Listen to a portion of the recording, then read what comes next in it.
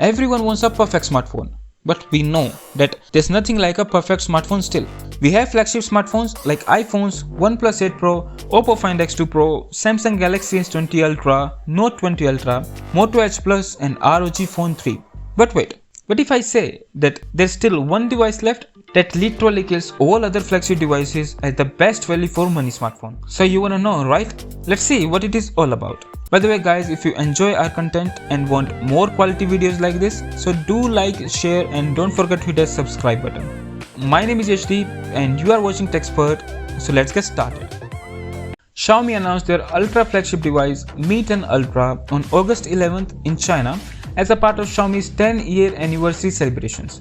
Mi 10 Ultra is a high-powered flagship phone with world's best specs, world's best camera by the DxOMark, and that's literally redefined the condition for a flagship smartphone at just $776. But wait, as I told, no smartphone is perfect and there is still one biggest downfall of Mi 10 Ultra, so do watch video till the end. So let's start with design of Mi 10 Ultra. The Mi 10 Ultra uses an aluminum frame, Gorilla Glass 5 on the front and Gorilla Glass 6 on the back. Damn, it looks really good. And dimensions are pretty good too, as you can see on screen. And it weighs around 221.8 grams. Also we do have a punch hole in the left side of the screen housing the front camera. It will be available in obsidian black,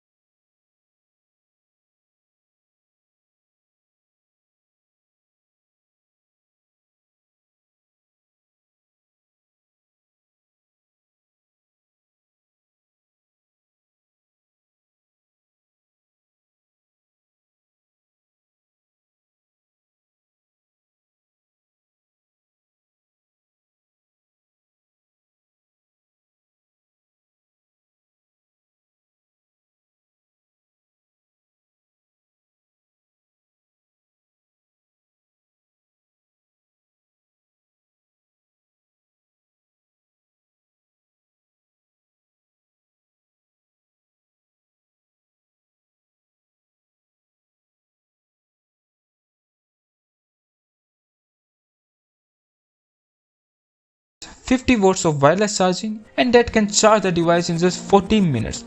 Also, it has 10 watt of reverse wireless charging, and these both are the fastest we have ever seen. Yes, there are some issues while charging, and that are like Mi 10 Ultra tends to heat up while charging, and that can be due to crazy 120 watt power brick. And on the top of blazing fast charging speeds, Mi 10 Ultra also bring one of the most advanced camera system. So let's talk about camera system, because there's literally a lot to talk about. The rear features quad cameras starting with 20 megapixel ultra wide camera with aperture 2.2, and I must say that this is the widest camera you would have ever seen, with 128-degree field of view as compared to 120 on those of Samsung's. Then we have main camera, and that is 48 megapixel quad bare sensor with f1.9 aperture and also with OIS laser autofocus, and photos are literally exceptional with true colors and very less noise, and has better dynamic range than S20 Ultra. But it can have some autofocus issues like S20 Ultra used to have earlier, but it can be improved via software updates.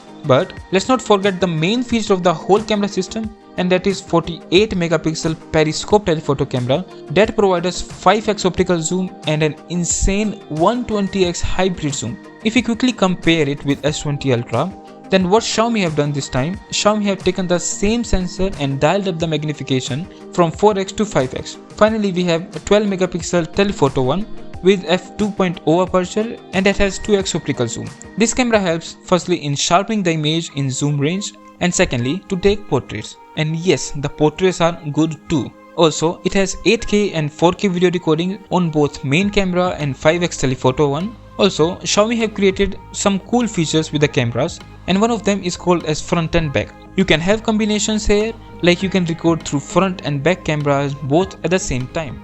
There's a lot about this smartphone, but still, there's one very amazing and important thing we haven't talked about, and that is the software on Mi 10 Ultra. It is running on Xiaomi MIUI 12 over Android 10, and truly speaking guys, MIUI is not gonna be for everyone. But I think the MIUI 12 can change the game. MIUI 12 introduces beautiful animations, effects, but comes with a fair amount of bloatware. Yes, we can remove the bloats, but that was something to mention about. MIUI 12 interface with 120Hz screen and Snapdragon 865 will obviously feel buttery smooth and premium. But what is the biggest downfall and limitation of the device I was talking about? And that is the availability. Because this is the China only device, to make it yours, you have to import it from China to your place, and also you have to install Google Play services on your own. But that's a small and easy task, right? But once you did all of these, this device works seamlessly perfect and smooth all day.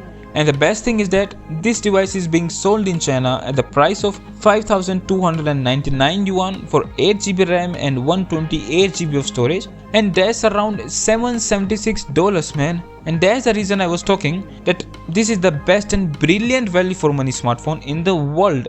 You can't find any other device offering so much with this price point. So what do you guys think? Is it worth importing from China to your place? Do let me know your thoughts in the comment section below. So that was all for the video guys. I hope you enjoyed it, and if you enjoy our content, do like, subscribe and share, and don't forget to hit that bell icon. I will catch you guys later in next one.